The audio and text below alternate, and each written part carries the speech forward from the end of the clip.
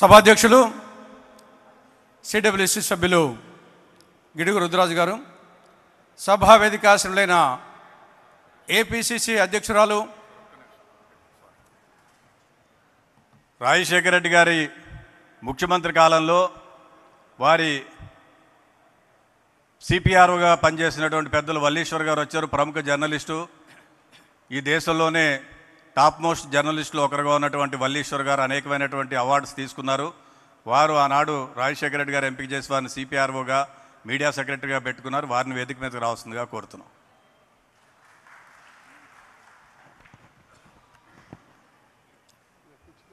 సభాధ్యక్షులు సిడబ్ల్యూసి సభ్యులు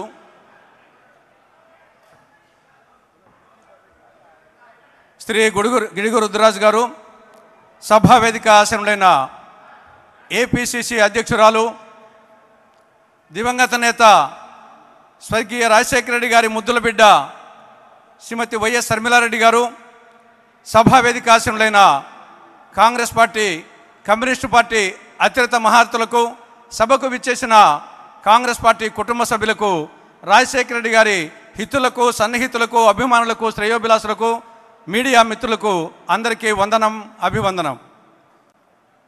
మహాశైలరా, సృష్టి ఆది నుండి నేటి వరకు ఈ భూమి మీద, ఈ భూగోళం మీద కొన్ని వేల కోట్ల మంది పుట్టారు, గిట్టారు. కానీ వాళ్ళల్లో అతి కొద్ది మంది మాత్రమే ఈ భూమి మీద, ఈ భూగోళం మీద, ఈ సమాజం మీద తమ శాశ్వత ముద్ర అంటూ వేయగలిగారు. వారే చరితార్థులు, వారే చరిత్రకారులు. అటువంటి అతి కొద్ది మంది కోవకు చెందిన చరితార్థుడు, చరిత్రకారుడు, కారణ జన్ముడు, యుగపురుషుడు స్వర్గీయ రాజశేఖర రెడ్డి గారు. ఆయన ఒక విలక్షణమైనటువంటి రాజకీయ నాయకుడు, ఒక స్వరద్రూపి. ఆ ఎదురుగా చూస్తూ ఉంటే నాకు అనార్కలి సినిమాలో ఒక పాట జ్ఞాపకం వస్తుంది. రాజశేఖర నీపై మోజు తీరలేదురా, రాజసాన ఏలరా అనే ఆ యొక్క పర్సనాలిటీ, ఒక స్వరద్రూపి, ఒక సమ్మోహనాశక్తి. ఇది చాలా చాలా కొద్ది మందికి మాత్రమే ఉంటుంది. తర్వాత పంచకట్టు, డాక్టర్ సి నారాయణ రెడ్డి గారు చెప్పినట్లు పంచకట్టులోన ప్రపంచాన మనగాడు. కేవలం ఆంధ్రప్రదేశ్లో కాదు, భారతదేశంలోనే కాదు, ప్రపంచంలోనే పంచకట్టులోన ప్రపంచాన మనగాడు. పంచకట్టుకొని ఆయన వస్తూ ఉంటే ఒక సింహం పంచకట్టుకొని ముందుకు వచ్చినట్టు కనపడుతుంది.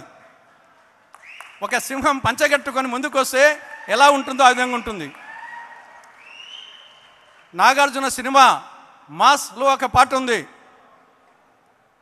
అన్న నడిచొస్తే మాస్, అన్న నిల్చుంటే మాస్. ఆ విధంగా అన్న రాజశేఖర రెడ్డి నడిచొస్తే మాస్, నవ్వితే మాస్, పంచ కట్టితే మాస్, భుజము తట్టితే మాస్. కాబట్టి ఒక మాస్ లీడర్ ఆయన. తెలుగుదనానికి, గ్రామీణ వాతావరణానికి, రైతు ధనానికి ఆయన నిలువెత్తు నిదర్శనం. ఆయనలో ప్రత్యేక గుణాలు, ఆ చిరునవ్వు.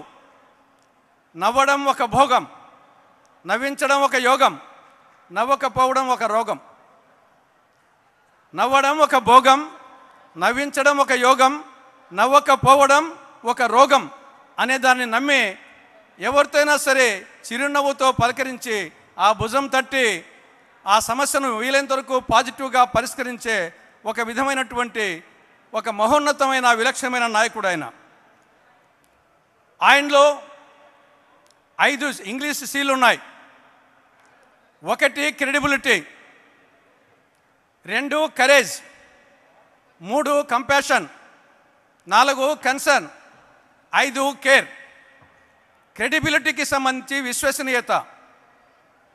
మాటకో ప్రాణము సత్యము, కోటకో ప్రాణంబు సుబటకోటి ధరిత్రిన్, బోటికి ప్రాణము ప్రాణము, చీటికి ప్రాణంబురాలు సిద్ధము సుమతిని 300 సంవత్సరాల క్రితం సుమత్సతకారుడు భజన. మాట మీద నిలబడాలా అనే దానికోసం ఆ పద్యం చెప్పాడు. 3-6 కానీ, 6-3 కానీ, అగ్గురారం పాడు కానీ ఇచ్చిన మాట మీద నిలబడాలని, మాట మీద నిలబడే నాయకుడు రాజశేఖర రెడ్డి గారు. అదేవిధంగా కరేజ్, ధైర్య సాహసాలు ఆయన ఉచ్ఛ్వాస నిశ్వాసాలు.